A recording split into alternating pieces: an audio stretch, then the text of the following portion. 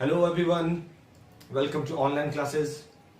Today we are going to discuss human genetics and its study. Fine, which belongs to the lesson the principles of inheritance and variations. So start करते हैं human genetics and its study. So let's start from a definition of human genetics. What is human genetics? It is a study of the inheritance of various human traits by children from parents. यानी कि parents से, माँ बाप से बच्चों में जाने वाले जो कैरेक्टर्स होते हैं ह्यूमन बीइंग्स के अंदर, ठीक है, हाँ जी, उसकी जो स्टडी होती है उसको हम ह्यूमन जेनेटिक्स कहते हैं. इसको सबसे पहली बार जो स्टडी किया था वो थे सर आर्चिबाल्ड गैरड ने, जो कि ब्रिटिश फिजिशियन थे, ठीक, और इनको फादर ऑफ ह्यूमन जेनेटिक्स भी कहा जाता है. तो आइए अब नेक्स्ट टॉपिक देखते हैं. तो आइए अब देखते हैं ह्यूमन इनहेरिटेंस जो होती है या ह्यूमन हेरिडिटी होती है, जो उसकी स्टडी आसान क्यों नहीं होती, ठीक है, उसकी स्टडी मुश्किल क्यों है, उसके बारे में भी थोड़ा सा बात कर लेते हैं कि human inheritance is quite complex and difficult to study because of following reasons. क्यों है ह्यूमन इनहेरिटेंस या ह्यूमन हेरिडिटी मुश्किल, ठीक, तो उसके कुछ रीजन है. आइए रीजन पे बात करते हैं. First reason is controlled breeding experiments can not be perform on human beings due to moral, ethical and social reasons. जो कंट्रोल्ड ब्रीडिंग एक्सपेरिमेंट्स होते हैं, ठीक है, जो कि प्लांट्स पे कराए जाने आसान हो सकते हैं. जैसे मेंडल ने मटर के पौधों पर कंट्रोल्ड ब्रीडिंग एक्सपेरिमेंट करवाए थे, ठीक है, जो कि आसान था. मटर का पौधा मना नहीं कर रहा, भाई मुझे मेरे ऊपर मत करो एक्सपेरिमेंट, या किसी को कोई आपत्ति नहीं है, कोई भी मना नहीं कर रहा कि भाई मटर के पौधों के ऊपर आप एक्सपेरिमेंट क्यों कर रहे हो, या फर्दर किसी प्लांट पर आप एक्सपेरिमेंट क्यों कर रहे हो, उस पर आपको मना कोई नहीं करेगा.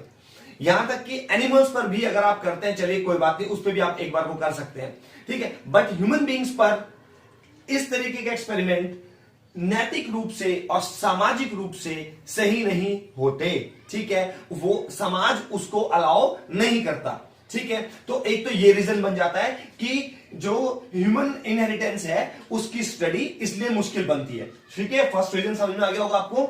सेकंड रीजन पे चलते हैं. Number of offsprings produced is quite small, therefore statistical analysis cannot be done. क्या कहता है ये वाला पॉइंट कि जो प्रोजेनी होने वाले हैं, ठीक है, तो एक जनरेशन के जो प्रोजेनी है ह्यूमन बीइंग्स के केस में, वो आपको पता है ना कि बहुत कम संख्या में होते हैं. इंसान का क्या है कि एक टाइम में एक बेबी या 2 या 3 या 4, ठीक है. अच्छा, इसी तरीके का एवरेज निकल करके आता है. तो मगर ये चीज प्लांट्स में या एनिमल्स में ये बात नहीं लागू होती. तो वहां पर ये स्टडी आसान हो जाती है, ह्यूमन बीइंग पे ये स्टडी मुश्किल हो जाती है, क्योंकि एक बार में जो पैदा होने वाले बच्चों की संख्या है वो कम होती है, राइट. अच्छा, उसके बाद third point, the generation gap is long, that is 20 years और इवन मोर. जो एक जनरेशन से अगली जनरेशन जो रिप्रोडक्शन के लिए कैपेबल होने वाली है, ठीक है, वो एवरेज देखा जाए तो 20 years या उससे ज्यादा का होता है, ठीक है. आप और आपके फादर के बीच में जब हम रिप्रोडक्शन के लिए कैपेबल हुए, तो या फिर हम कह सकते हैं सिंपल लैंग्वेज में कि मैरिज के लिए जब हम हुए तैयार के बाद मैरिज होगी हमारी, तो वो आप देखिए कि एक जनरेशन से दूसरी जनरेशन के बीच में मिनिमम 20 years का तो होता है, ठीक है. अच्छा, तो अप्रोक्सीमेट जो ऑल ओवर वर्ल्ड की अगर बात करें तो 20 years या उससे ज्यादा का होता है. तो इसलिए ये जनरेशन गैप ज्यादा है, ठीक है. जबकि आपने देखा जब मेंडल के एक्सपेरिमेंट थे वहां पे पी प्लांट में क्या था कि प्लांट 1 year के अंदर रिजल्ट देता था, ठीक है. तो रिजल्ट बहुत जल्दी सामने आ जाता है, ठीक है ना. तो अगला पौधा फिर रिप्रोडक्शन के लिए कैपेबल हो जाता है. तो एक जनरेशन, उसके अगले साल अगली जनरेशन फिर पैदा हो जाती है, उससे अगले साल फिर अगली जनरेशन आ जाती है. यहां पे 20-20 साल इंतजार करना पड़ेगा ह्यूमन बीइंग्स में, इसलिए मुश्किल है. Fourth point, majority of human beings have mixed ancestry. and are therefore genetically heterozygous for many characters.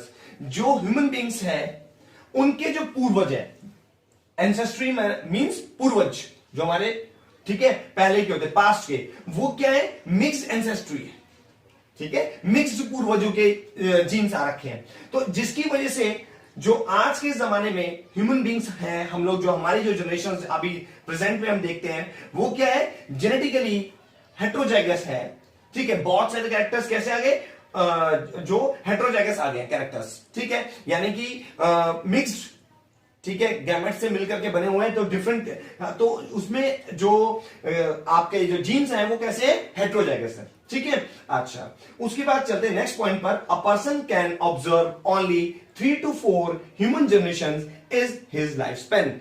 एक अगर किसी की स्टडी करेगी तो होगा क्या, एक व्यक्ति जो स्टडी कर रहा है वो ज्यादा से ज्यादा, अगर एक पीढ़ी की हम स्टडी करें तो टोटल कितनी पीढ़ी देख पाएगा अपने जीवन में, ज्यादा से ज्यादा 3 या 4, ठीक, क्योंकि 20-20 साल का रिप्रोडक्शन के लिए होता है, ठीक है। अच्छा, तो 3 या 4, ज्यादा से ज्यादा 5 जो स्टडी कर रहा है, तो वो स्टडी इसलिए मुश्किल हो जाती है, बट फिर भी पॉसिबिलिटीज है, ठीक है। तो वो पॉसिबिलिटीज क्या है कि अगर ह्यूमन जेनेटिक्स जो है उसकी जो अगर स्टडी करनी है तो उसके लिए पॉसिबिलिटी क्या है, आइए अब उन पॉसिबिलिटीज की बात कर लेते हैं। तो आइए अब देखते हैं methods of study of human genetics, यानी कि ह्यूमन जेनेटिक्स के कौन कौन से तरीके होते हैं। तो in recent years new techniques have been developed, some techniques are as follows. बहुत सारी नए किस्म की जो तरीके हैं वो इजाद हुए हैं ह्यूमन जेनेटिक्स को करने के लिए। हालांकि मैं आपको पहले बता चुका हूं कि ह्यूमन जेनेटिक्स स्टडी थोड़ी सी कॉम्प्लेक्स होती है, ठीक है, उसके रीजन भी हम लोग डिस्कस कर चुके हैं। तो अब कौन कौन सी टेक्निक्स हैं जिन्होंने ह्यूमन जेनेटिक्स की स्टडी को आसान बना दिया है। Number 1, pedigree analysis, population genetics, biochemical genetics, cell fusion technology, cell culture techniques, human cytology etcetera. और भी बहुत सारी टेक्निक्स हैं, यहां पर मैंने कुछ टेक्निक्स के नाम लिखे हैं, but today we discuss only pedigree analysis because it is only in your syllabus. तो हम सिर्फ पेडिग्री एनालिसिस को ही डिस्कस करने वाले हैं। तो आइए पेडिग्री एनालिसिस देखते हैं। तो आइए अब हम लोग देख लेते हैं पेडिग्री एनालिसिस की डेफिनेशन क्या है। पेडिग्री एनालिसिस जो कि जेनेटिक हेरिडिटी की एक मेथड का नाम है, ठीक है। तो उसकी डेफिनेशन को देख रहे हैं। This technique is used to analysis of traits in several generations of human family in the form of a family tree और डायग्राम। यानी कि ये जो पेडिग्री एनालिसिस होता है ये एक प्रकार का डायग्राम होता है, ठीक है, डायग्राम या फैमिली ट्री। जैसे फैमिली ट्री किसे बोलते हैं, ये हो गया पर्सन, फिर ये हो गया पर्सन, फिर ये चला गया, फिर इसके बाद ये डिवाइड हुए, फिर ये बन गए, ठीक है। इस टाइप की जो तरीके होते हैं उसको ट्री बोलते हैं, ठीक है। ये आपने मैथमेटिक्स में भी सुना होगा, ठीक है।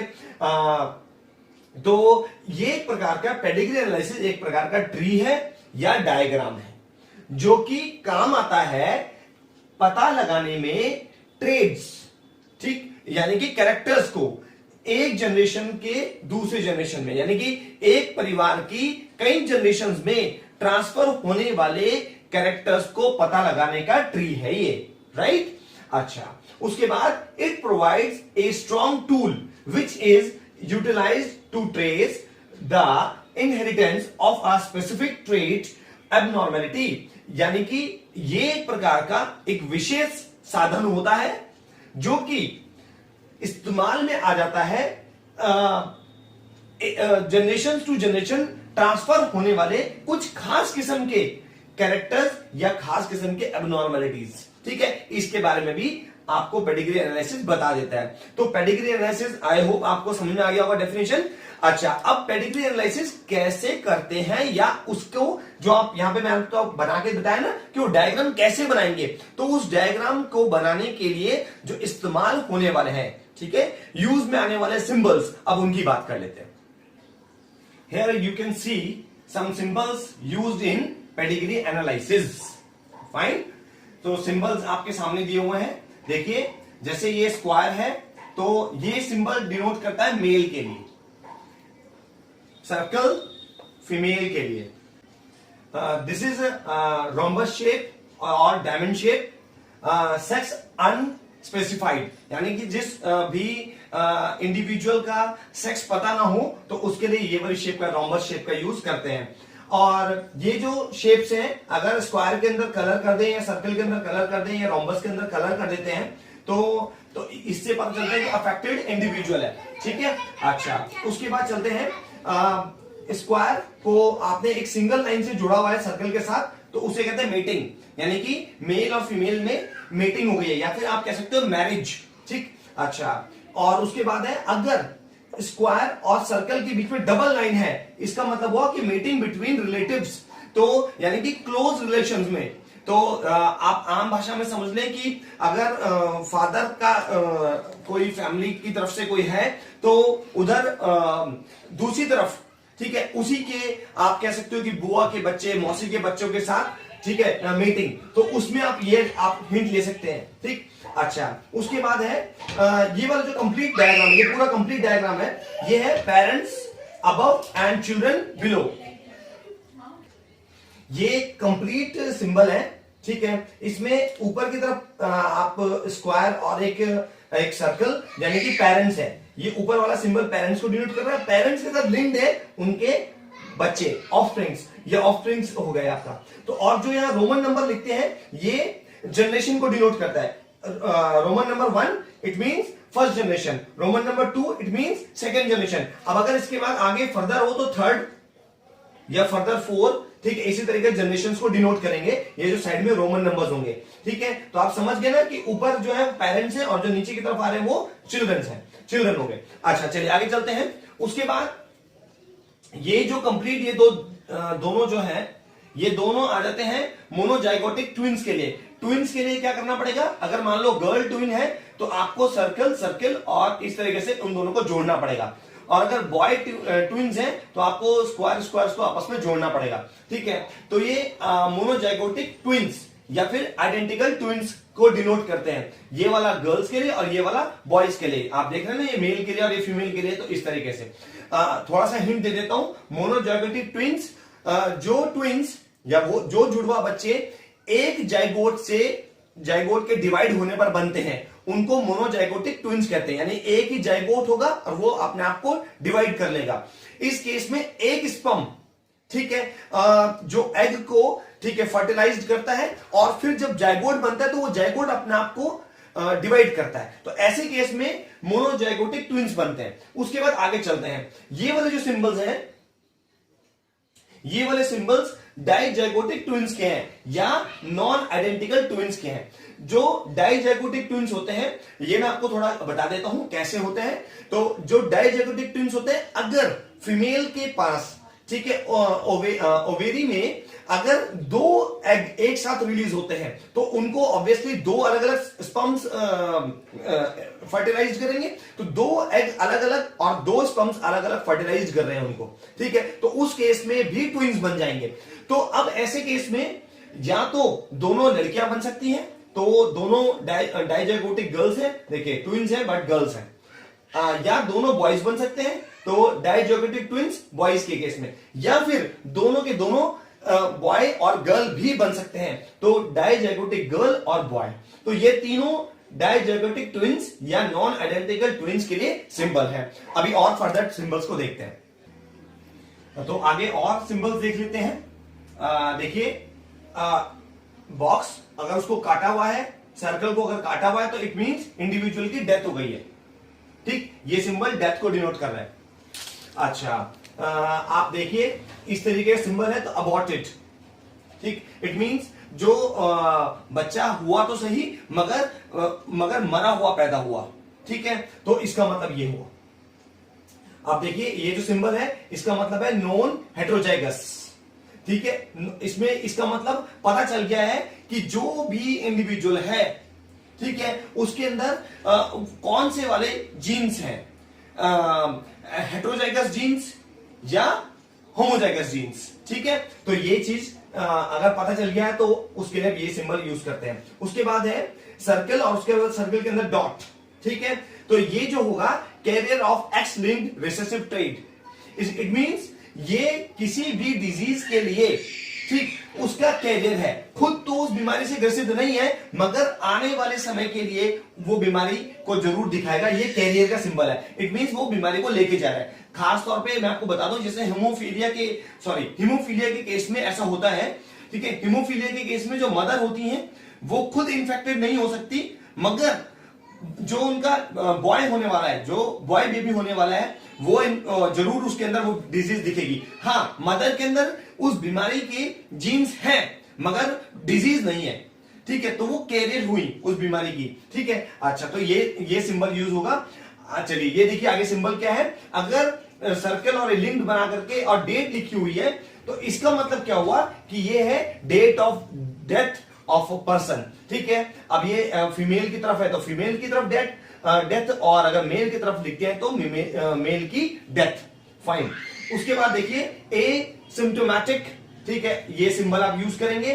ठीक है, मेल में या फीमेल में। इसका मतलब क्या होता है कि प्रॉब्लम तो है मगर उसके सिम्टम्स नजर नहीं आ रहे हैं। ठीक है, अच्छा, आमतौर पे एड्स के केस में प्रॉब्लम होती है मगर उसके सिम्टम्स नजर नहीं आते, सिम्टम्स बहुत समय बाद नजर आते हैं। तो हो सकता है, तो उसके लिए जिसकी भी फिलहाल पर्टिकुलर स्टडी हो रही है तो उसको हम ये बोलेंगे। ठीक है, प्रॉब्लम है बट सिम्टम्स नजर नहीं आ रहे हैं। उसके बाद ये वाला जो सिंबल है मेल और फीमेल, और साथ में इस तरीके की लाइन है ज्वाइन, तो it means couple is in fertile. It means यहां पर आगे बच्चा पैदा नहीं हो रहा है, इसको इनफर्टिलिटी कहेंगे। ठीक है, ये सिंबल। तो ये थे पेडिग्री एनालिसिस करने के सिंबल्स। मैं आपको सिंपल शब्दों में बता देता हूं कि जो पेडिग्री एनालिसिस है, इसको देखकर किसी परिवार के जब सिंबल बनाए जाएंगे, पूरे सिंबल्स का यूज किया जाएगा, तो इनको देख करके हम उस परिवार के पूरे के पिछले से पिछले भी यदि कोई समस्या रही हो तो वो हम जान सकते हैं आसान शब्दों में। मैं आपको ये बताना चाह रहा हूं। मैं आपको एक और उदाहरण दे देता हूं। कई बार आपने कुछ सीरियल्स वगैरह में भी दिखाया गया है और होता भी है ये। आप कभी हरिद्वार में जाना तो वहां पर जो इस चीज का काम करते हैं, जो ज्योतिष होते हैं, ठीक है, ज्योतिषाचार्य जो होते हैं, वो क्या करते हैं, आप उनके पास जाइए।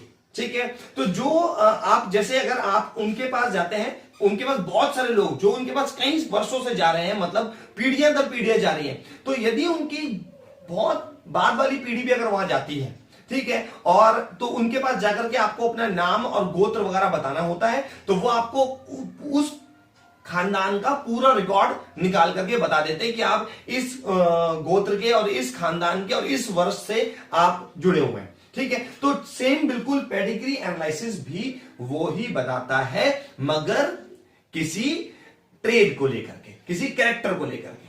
ठीक है, सेम बात वही है मगर किसी कैरेक्टर को या किसी भी प्रॉब्लम को लेकर के बात हो रही है, सिर्फ फर्क सिर्फ इतना है। तो ये थे सिंबल्स। अब आगे हम पेडिग्री एनालिसिस के यूजेस क्या हो सकते हैं उसके बारे में बात करेंगे। ठीक है, तो अब पेडिग्री एनालिसिस के यूजेस की बात कर लेते हैं। Number 1 use, useful for study of inheritance of genetic disease in various individuals. यानी कि जो पेडिग्री एनालिसिस होता है ये फायदेमंद है। जो भी generation to generation genetic disease transfer हो रही है, ठीक है, तो उसके बारे में स्टडी करने में सबसे ज्यादा फायदेमंद होता है पेडिग्री एनालिसिस। ठीक, अच्छा, मैं आपको इसका एग्जांपल भी दे देता हूं कि जो ब्रिटेन की महारानी एलिजाबेथ, तो उनकी फैमिली में पेडिग्री एनालिसिस करके ही ये पता चला था कि उनको जो है हीमोफीलिया डिजीज है। ठीक है, तो वहां पर ये सब पहले से ही कर रहे हैं, तो उन्होंने पता लगा लिया था कि उनको हीमोफीलिया डिजीज है। तो ये आप देखिए फायदेमंद चीज हो गई अगर बीमारी का पता लगाना है तो। ठीक, number 2, it indicate that Mendel's principles are also applicable to humans. यानी कि मेंडल के जो सिद्धांत थे, ठीक है, 3 प्रिंसिपल्स जो थे मेंडल के, वो सिर्फ मटर के पौधों के लिए ही नहीं, ठीक, वो ह्यूमन बींग्स पर भी एप्लीकेबल होते हैं। ये पेडिग्री एनालिसिस बता देता है। Third, it indicate the origin of trait in the ancestors, यानी कि ये पेडिग्री एनालिसिस ये भी बताता है कि कोई जो कैरेक्टर है, कोई भी कैरेक्टर, वो कैरेक्टर हमारी पिछली पीढ़ियों में कहां से आ रहा है, उसकी शुरुआत एक्चुअली में कहां से हुई, तो कौन हमारे पूर्वज हैं जिन्होंने पहली बार उनके अंदर वो कैरेक्टर आया और बाद में आगे आने वाले जनरेशन में वो कैरेक्टर ट्रांसफर होता रहा है। तो ये बात भी पेडिग्री एनालिसिस बता देता है। Fourth point, it can indicate the harm of a marriage between close relative. ये भी बताता है पेडिग्री एनालिसिस कि अगर दो क्लोज रिलेटिव्स की अगर शादी करेंगे तो उससे क्या हार्म होने वाला है। ठीक। Fifth, it can inform about possibility of having children with genetic disorder. Pedigree analysis इसके बारे में भी बता देता है कि आने वाले समय में कौन सी पॉसिबिलिटी है बच्चों के अंदर कोई डिसऑर्डर होने की। ठीक। अच्छा, तो क्योंकि जब आप इसको बनाते हैं, पेडिग्री एनालिसिस का जब इस्तेमाल करते हैं, तो उससे, जैसे आपने मेंडल के जो प्रिंसिपल्स थे, जब आपने मेंडल एक्सपेरिमेंट देखा तो उसमें हमने अनुमान लगा लिया था, क्योंकि देखा हमने कि फर्स्ट जनरेशन जो कि टॉल हुए थे, तो डेफिनेटली सेकेंड जनरेशन जो होने वाली है उसमें एक ड्वार्फ जरूर होगा। तो ऐसा था एक्सपेरिमेंट जो आपने पढ़ा है मेंडल का, तो बिल्कुल ठीक पेडिग्री एनालिसिस भी इसी तरीके से आने वाली जनरेशन के अंदर डिसऑर्डर की पॉसिबिलिटी को बता देता है। तो ये थे आज जो हमने टॉपिक पढ़े हैं वो पेडिग्री एनालिसिस, और पेडिग्री एनालिसिस फायदेमंद है बहुत ज्यादा ह्यूमन जेनेटिक्स की स्टडी के लिए। तो आज का जो टॉपिक है स्टूडेंट्स वो हम लोग यहीं पे खत्म कर रहे हैं। नेक्स्ट वीडियो में फिर से मिलेंगे। Keep watching and keep learning. Thank you very much.